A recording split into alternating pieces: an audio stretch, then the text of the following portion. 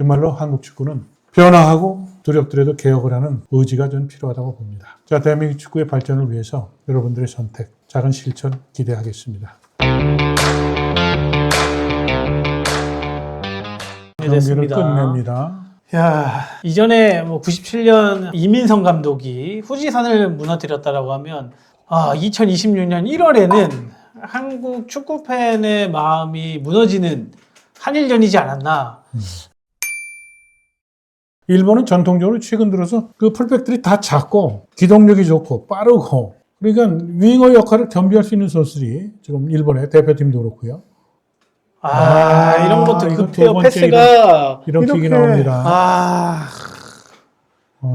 참 이렇게 좋은 상황을 만들어서 좋는데 자, 찬스입니다. 찬스. 자, 세컨 볼 저 길게. 뒤쪽으로 흘렀어요. 더. 일본의 4번 나가노 선수의 브로킹. 이게 좀 자존심이 상하는 게 보통 저희가 축구를 보면 이거 만들어졌다 이제 이런 느낌이 들 때가 있잖아요. 네. 근데 자꾸 이 경기를 보면서 요거 하나만 대라라고 좀 생각이 드는 게 이게 굉장히 자존심이 좀 상하거든요. 아까 어쩐 시청자분께서 한번 아마 답답함에 질문을 해주셨던 것 같은데 지금 이 선수들이 모두 한국의 K리그 1, K리그 2에 뛰고 있는 선수들이거든요. 우리는 다 그렇죠. 네. J리그도 지금 이 선수들도 J리그에서 대부분 다 뛰는 선수입니다. 맞아요. 아까 대학 선수 한 명 제가 얘기를 했었지 않습니까? 자, 시간이 없습니다. 한번 붙여줘야 되는데. 이제 붙여줘야 됩니다. 네. 좋아요. 근데 바람이 이거 밀고 바람이 나가고. 너무 밀려나가요. 그렇죠. 뒤쪽에서 이제 빌드업 얘기하면서 행패스 많은 지금 K리그의 전형적인 한국 축구가 돼버렸어요. 그게요.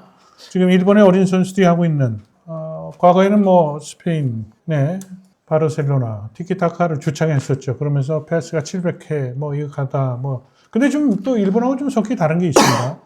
스페인은 그러다가 거기서 끊기면 바로 수비로 전환해서 거기서부터 압박을 하는 또 그 패턴을 갖고 있죠. 일본은 지금 23세 미만 아시안컵에서 일본이 지금 추구하고 있는 속도가 있는 축구를 하는 것이 여실히 확인이 됐고요. 띄워줬고요. 이런 거 지켜줘야 돼. 자, 찼습니다. 이거 슛 한 번 때리지. 앞서 있을 때 맞서 있을 때 돌지 말고 때렸어야죠. 밀고 들어가든가 했어야 되는데요. 시간 없어요. 이럴 시간이 아니에요, 지금. 일본은 볼을 가진 선수 외에는 지금 나가질 않습니다. 좋아요. 됐어요.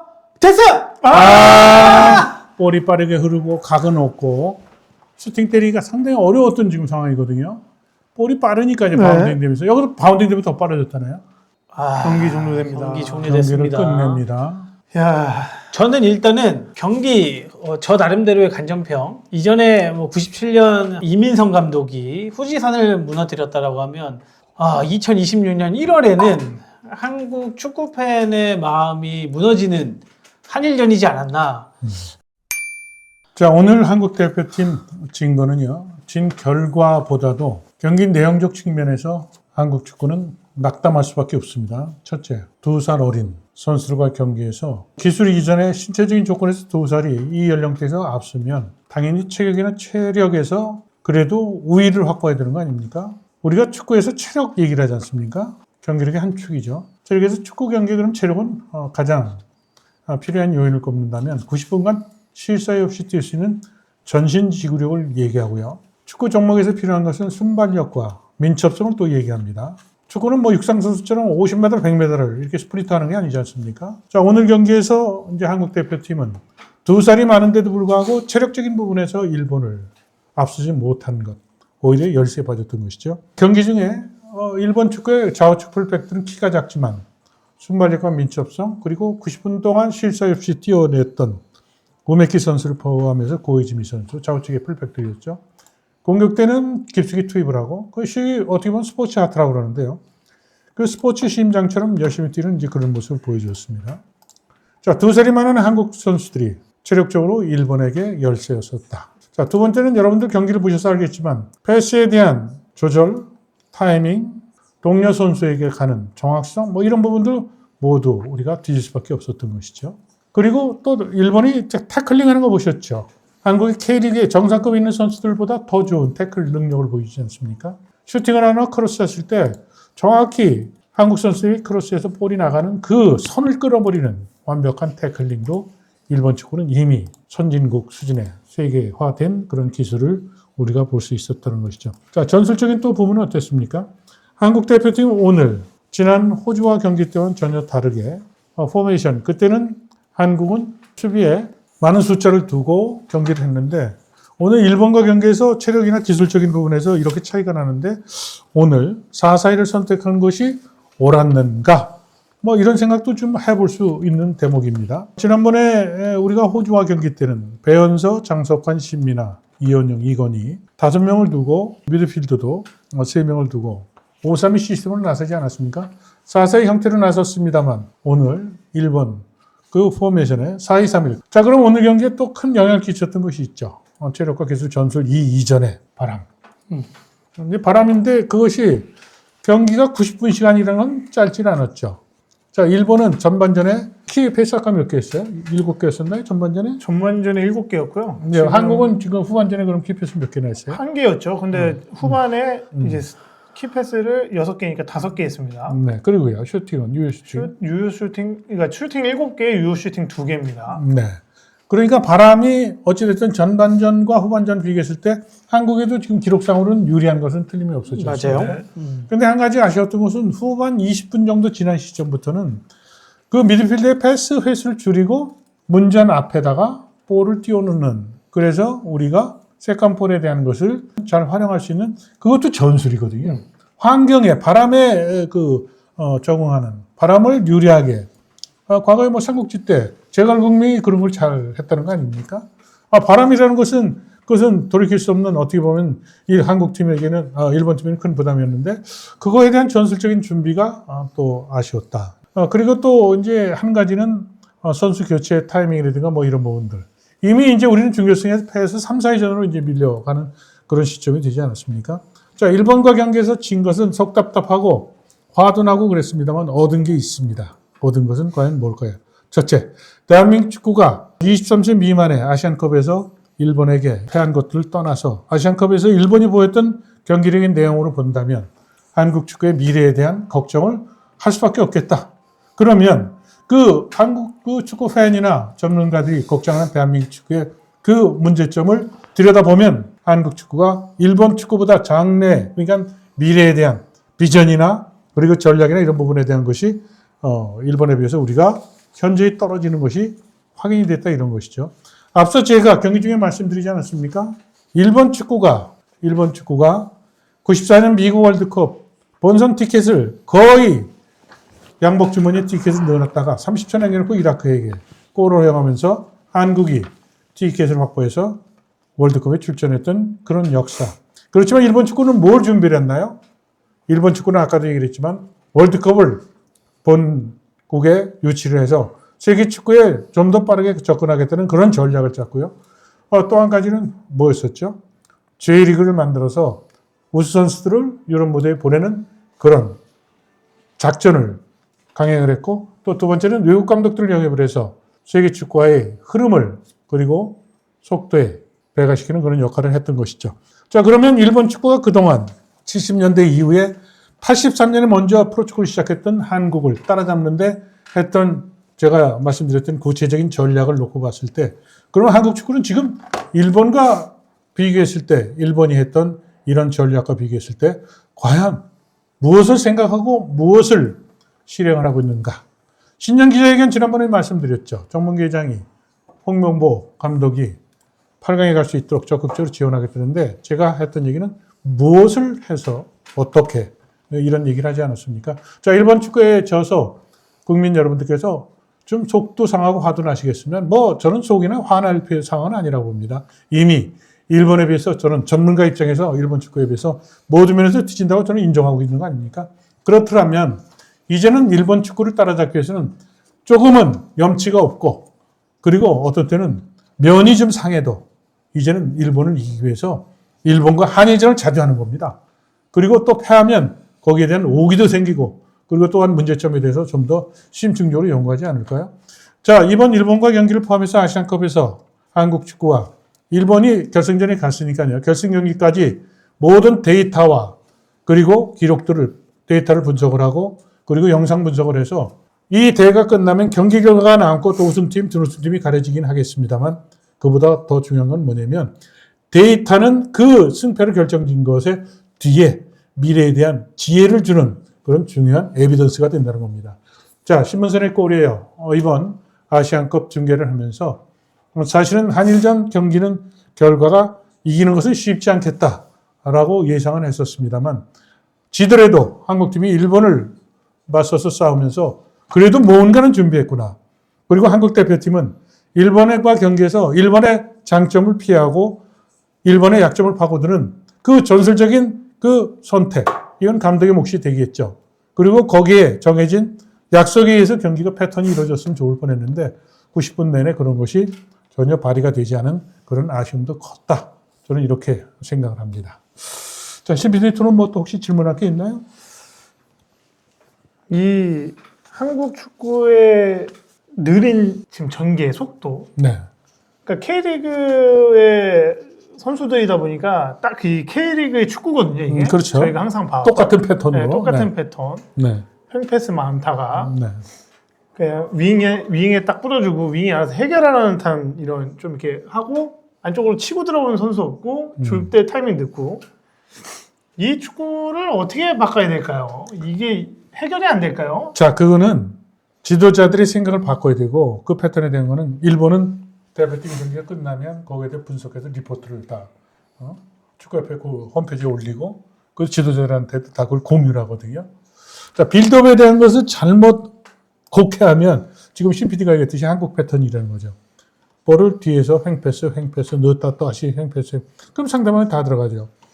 일본은 지금 대표팀 경기 때 4년 전, 8년 전에는 아시아에서 패스 횟수가 제일 많았던 팀인데 23세 미만의 팀이 오늘도 지금 한 보세요. 전후반 몇 개예요? 패스가 물론 뭐 저 골을 안 먹겠다라고 전술을 아니, 바꿨으니까 어찌됐든. 411개 그렇죠. 400개, 지금 300개도 잘못하면 떨어질 뻔했잖아요. 네. 바람의 영향 때문에 그러긴 해도. 근데 제가 지금 이 경기뿐이 아니라 일본 경기 그 분석을 하는 것을 그 경기를 다 살피면서 1차전이죠. 1차전에 그 패스가 442개밖에 되질 않았어요. 근데 키패스가 14개 대 3개였었어요. 네? 그리고 2차전이죠. 아랍에미리트와, 그러니까 1차전 시리아 때 경기 때 그랬고, 2차전 아랍에미리트, UAE와 경기 때도 그 점유율이 61대 39였는데 패스가 460개밖에 되지는 않았어요. 그러니까 지금 일본이 하고 있는 것은 세계 축구에 대한 흐름이에요. 자, 여기다 대입시켜서 제가 얘기할 테니까 한번 들어보세요. 지난번에 세계 클럽 월드컵 했죠. 첼시 팀이 우승할 수 있었던 건 뭐죠? 일본 축구가 하고 있듯이 속도였었다고요, 그때도요. 전체적인 볼터치에서는 파리 생제르맹보다 뒤떨어졌던 그런 기록이 있었지 않습니까? 그러면 지금 일본 축구가 하고 있는 그 90분 동안 생성된 기록 중에서 패스 숫자에 대한 것을 갖고 우리가 생각을 해야 되는데, 자, 3차전에 카타르와 경기 때도 450개였어요. 근데 중요한 건 뭐냐? 일본이 제일 고전했던 요르단과 경기 때 패스 횟수가 굉장히 많이 늘어났어요. 그게 일본 축구가 지금 빠르게 하고자 하는 그 틀이 있다는 거죠. 그래서 지금 한국 축구도 근본적으로 23세는 신PD가 투가 얘기했듯이 프로 선수들이고 한국 축구의 프로축구 무대에서의 그런 경기 빌드업에 대한 그 패스 횟수가 늘리는 것은 전부 행패스, 백패스 때문에 그러거든요. 거스포익 감독이 그렇게 했습니까? 거스포익 감독 빠른 축구 시도했었잖아요. 그래서 이번 아시안컵을 통해서 우리는 한국 축구의 미래를 위해서 가야 될 숙제에 대한 것은 그래도 깨우칠 부분이 있었다. 이렇게 생각할 수 있습니다. 네. 그럼 마지막으로 저는 여쭈고 싶은 게, 자, 오늘 이제 00시 30분이죠. 좀 이따가 이제 베트남과 중국의 경기가 있어요. 누가 이기든 저희 3, 4위전을 해야 됩니다. 네. 그러면 한국 축구는 여기서 어떤 걸 좀 준비하는 게 좋을까요? 자, 아까도 계신 속도 배가에 대한 전체적인 팀마다 다 저기가 있는데 일본 축구는 트렌드가 그렇게 가고 있다고 그랬잖아요. 그리고 우수 선수가 있어야 됩니다. 아까 우리 신PD 완이 뭐 박주영 선수부터 해가지고 지나간 스타들 얘기를 했잖아요. 네네. 이번 지금 23세 미만에 눈에 띄는 선수가 있었습니까? 뚜렷하게 없었습니다. 뚜렷하게 없었죠. 저는 키퍼 하나? 키퍼 하나? 저는 굳이 얘기한다면 이현용 선수. 그렇죠. 센터백 수비에 있는 이현용 선수 네. 정도일까요? 그러니까 지금 이제 한국의 일본이 과거에 90년대 후반에는 뭐 최영수, 그다음에 황선홍, 김도훈 이런 선수를 다 J리그에서 스카우트해서 가지 않았었습니까? 이번 대회를 보면서 저는 한 가지 안타깝게 생각하는 것은 걸출한 선수가 없다는 거였었어요. 그렇다면 지금 해외에 나가 있는 선수들, 그 선수들이 들어오면 일본과 그 선수를 집어넣고 경기를 하더라도 우리가 지배를 할 수 있을까? 할 수 있을까? 저는 그것도 퀘션이에요. 그래서 이제 그런 부분에 대해서 이제 한국 축구에 대한 전체적인 프로 축구에 대한 그 흐름을 이거 끌고 가야 되는데 그만한 행정력을 갖고 있는 사람이 없다는 거예요. 자, 한국 축구가 지금 국가대표팀도 아시아에서 자칫 잘못하면 이제 3위로 떨어질 수 있고 23세 미만은 벌써 붉은 불이 들어왔거든요. 이번 아시안컵에서 일본한테 2살 어린 일본한테 진 것. 그리고 또 2살 어린 우즈벡에게 진 것. 이거는 벌써 한국 축구가 심각하게 느껴야 될 대목이거든요. 이 부분에 대해서 축구를 모르는 행정가의 그런 우매한 것도 우리가 목소리를 높여서 비판하지만 축구협회에 들어가 있는 축구 동업자인 축구인 여러분들 정말 정신 차려서 대한민국 축구에 대한 비전과 전략을 정말 촘촘히 좀 세워야 되지 않을까.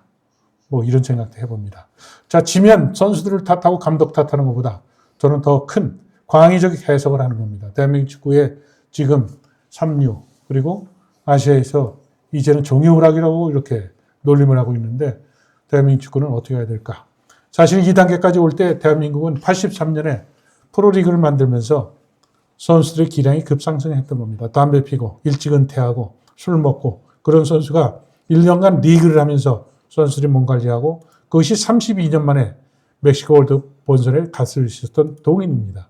그런데 일본은 10년 늦게 J리그를 만들고 그 다음에 제가 앞서 얘기했던 그러한 행정적 조치들을 축구를 하는 축구인 출신의 회장과 J리그 회장이 주도하면서 일본 축구는 이렇게 비약적으로 발전했다는 겁니다. 자, 이번 페인에 대해서 거울을 비춰서 선수나 감독의 문제에 대해서 비판할 것도 물론 있긴 하겠습니다만 저는 축구 전문가라서 거울에 비치는 선수나 감독보다도 대한민국 축구에 길라잡이하고 있는 행정가들에 대한 책임이 더 크다는 쓴소리를 하겠습니다. 사실은 뭐 그렇게 생각해요. 아까도 말씀을 드렸지만 경기 결과도 당연히 중요하죠. 경기 결과도 중요하지만 그 과정과 내용이 어땠느냐도 아마 그 부분 때문에 축구 팬분들께서 많은 질타를 했던 그런 대회였지 않나. 근데 사실은 또 이런 시간을 가져야 또 한국 축구의 또 위에 계시는 분들 그리고 또 축구의 동업자들 그리고 이 축구를 바라보면서 미래를 꿈꿀 학생 선수들에게도 어떻게 보면 귀감이 되는 거거든요. 네. 그래서 이러한 어찌됐든 충격이 한국 축구를 좀 더 발전시키는 그런 계기까지 가려면 그것 또한 위에 계신 분들의 의지가 분명히 필요한 부분이 아닐까 또 그런 아쉬움을 좀 생각해 봅니다. 자, 신문선의 코리아 팬 여러분들, 대한민국 축구가 변혁을 해야 됩니다. 제가 혼자 외치는 소리라도 많은 미디어 관계자들 제 얘기에 공감들을 하십니다. 축구인들도 공감을 많이들 하십니다. 대부분 하십니다. 그런데 중요한 선택 때는 마음을 바꿨던 것이죠. 자, 대한민국 축구가 이렇게 되면 축구 동업자들은 일자리가 없어지고 그리고 한국 선수들은 또 뛰어야 될 공간이 좁아지게 됩니다. 대한민국 축구에 대한 미래에 대한 여러분들의 선택 그리고 저에게 힘을 몰아주는 것은 신문선에게 구독과 좋아요로 저에게 힘을 실어주십시오. 대한민국 축구의 오늘 패배한 날 이날이 바로 새로운 출발을 하는 겁니다. 물론 이제 3, 4위전이 남았죠. 중국과 베트남 경기 저는 오늘 경기 그 경기도 볼 겁니다. 중국이 또 베트남이 얼마나 발전했는가. 이번 23세 미만에서 중국은 한 골을 얻고 4강에 올랐다고 이렇게 비아냥될 수도 있습니다만 중국이 달라졌습니다. 베트남은 굉장히 빠른 축구를 하고 있습니다. 중동이라는 지역에서 이번 아시안컵이 열리는데 중동을 다 떨어뜨린 것이 지금 중국 그리고 베트남, 한국 그리고 일본 아니었겠습니까? 자, 그렇다면 이제 베트남 우습게 보지 마십시오. 우습게 봐서는 안 될 겁니다.